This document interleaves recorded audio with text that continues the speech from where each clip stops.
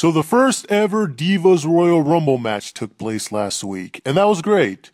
But have you seen Ronda Rousey? Isn't she historic? That pretty much sums up the Royal Rumble this year. A lot of divas were upset with the way that Ronda Rousey came out at the very end and pretty much stole all of the spotlight.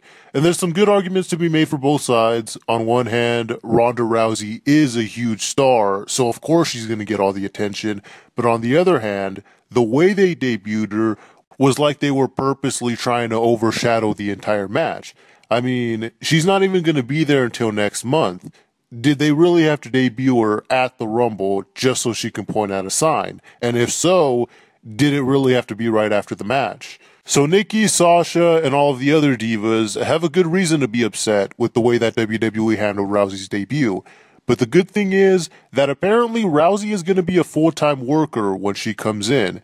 Now there's an argument to be made about her coming in and taking the spot of every other woman on the roster, but at least one of the benefits to that is that Rousey is going to get a lot of mainstream attention for anything that she does, so any diva that feuds with her will automatically be elevated just by being with her.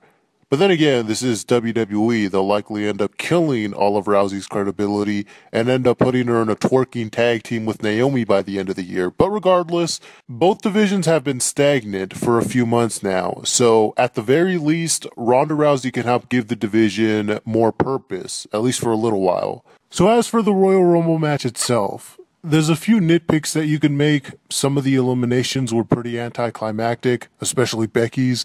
But overall, this was the first time that a Divas match really felt special in a long time.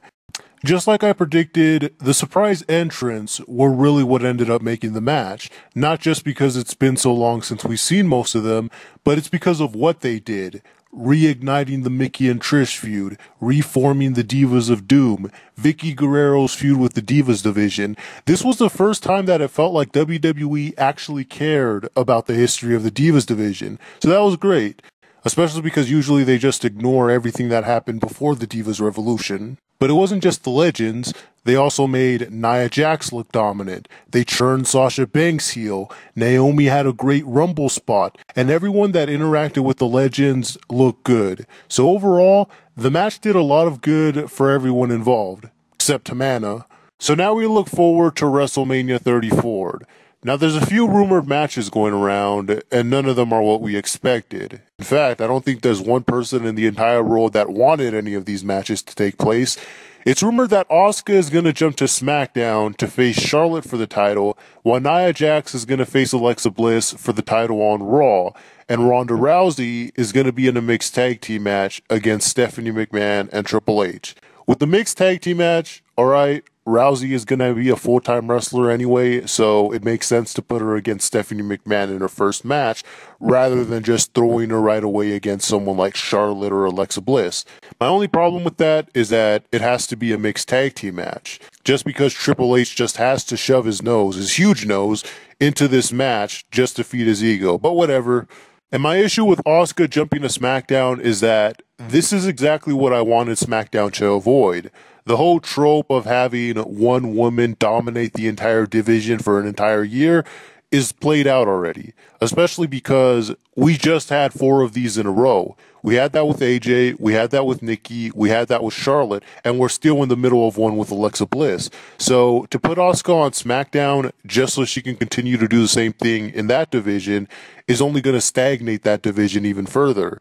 And to that same point, whether it's Alexa Bliss or Nia Jax that walks out of Mania as champion, we're going to get a continuation of that unstoppable monster champion until Ronda Rousey wins the title, and then she'll go on to be the unstoppable monster champion, and so on and so forth. So that's the biggest problem I see with the division going forward, is that there's way too many unstoppable monsters right now, and not enough rising stars that you can see taking those monsters down. But that just about does it for this week. Before I sign off, Divas Q&As will be returning on a monthly basis starting very soon. I don't know if I can announce it yet.